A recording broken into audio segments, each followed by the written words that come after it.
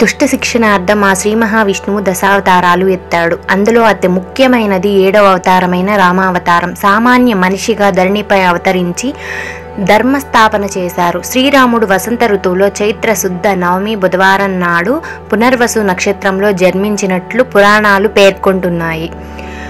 ఈ రోజును హిందువులు ఎంతో భక్తి శ్రద్ధలతో శ్రీరామనవమి వేడుకలు జరుపుకుంటారు. దేశవ్యాప్తంగా శ్రీరామనవమి వేడుకలు అంగరంగ వైభవంగా సాగుతాయి. వీధుల్లో చలువు పందిళ్లు వేసి సీతారాముల కళ్యాణం జరిపిస్తారు. పుత్రకామేష్టి యాగ ఫలితం. అయోధ్యను పాలించే రఘువంశరాజు దశరథునికి సంతానం లేకపోవడంతో రాజగురువు వశిష్ఠ మహర్షి సూచనలతో పుత్రకామేష్టి యాగం నిర్వహించారు. యాగానికి ప్రసన్నమైన దేవతలు ఒక పాయస పాత్రను దశరథునికి ప్రసాదించారు. ఆ పాత్రలోని పాయసాన్ని 3 భాగాలుగా చేసిన దశరథుడు తన భార్యలైన కౌసల్య, సుమిత్ర, కైకేయులకు అందజేశాడు. ఒక శుభముహూర్తాన 3 రాణులు గర్భం దాల్చగా చైత్ర శుద్ధ నవమి నాడు రామ, లక్ష్మణ, భరత, శత్రుఘ్నుల వారు జన్మించారు. పుత్రకామేష్టి యాగ ఫలితంగా పునర్వసు నక్షత్రం కర్ణాటక లగ్నంలో శ్రీరాముడు జన్మించాడు. శ్రీ మహావిష్ణువు దశావతారాల్లో 7వది రామావతారం. శ్రీరామ జనన సమయానికి రావణుడు ముల్లోకాలను అల్లకల్లోలం చేస్తున్నాడు. 14 ఏళ్ల అరణ్యవాసం రావణ సంహారం తరువాత శ్రీరాముడు సీతా సమేతంగా అయోధ్యలో పట్టాభిషిక్తుడైనాడు. ఒక శుభ సంఘటన కూడా చైత్రశుద్ధ నవమి నాడే జరిగిందని ప్రజల విశ్వాసం. ఇదే రోజు సీతారాముల కళ్యాణం కూడా జరిగింది.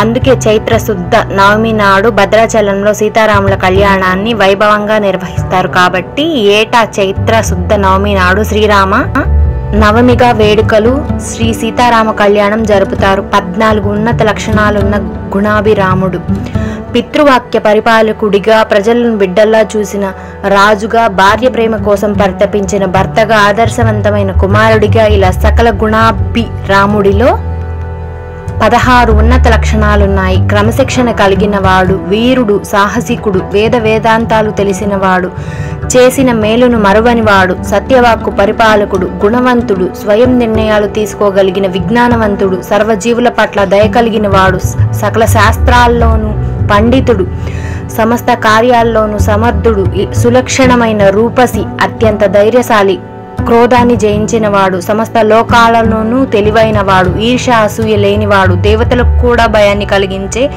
దీశాలి. ఈ లక్షణాలన్నీ ఉన్న ఒకే ఒక్క వ్యక్తి శ్రీరాముడు.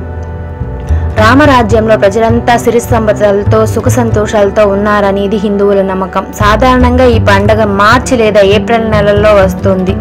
శ్రీరాముడు జన్మించింది మధ్యాహ్నం కాబట్టి ఆ సమయంలోనే ప్రత్యేక ప్రార్థనలు నిర్వహిస్తారు. ముఖ్యంగా ఉత్తర భారతదేశంలో భక్తులను విశేషంగా ఆకర్షించేది శోభాయాత్ర. శ్రీరామనవమి వేసవి కాలం ప్రారంభంలో వస్తుంది. వేసవి కాలంలో సూర్యుడు ఉత్తరార్ధ గోళానికి చేరువగా వస్తాడు. రఘువంశ కీర్తి పతాకం. శ్రీరాముణ్ణి సూర్యవంశానికి ఆరాధ్యునిగా పేర్కొంటారు.